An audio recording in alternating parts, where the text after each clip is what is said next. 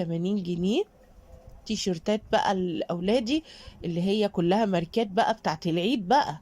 بصوا قمصان، بصوا شايفين ماركات وقمصان حرفيا، يعني ماتيريال والكواليتي بتاع الحاجة نفسها. عارفين اما تمسكوا الحاجة كده وتحسوا ان هي ماركة، يعني هي بتتكلم كده بتقول انا ماركة، مش زي السوقي خالص ولا الشعبي.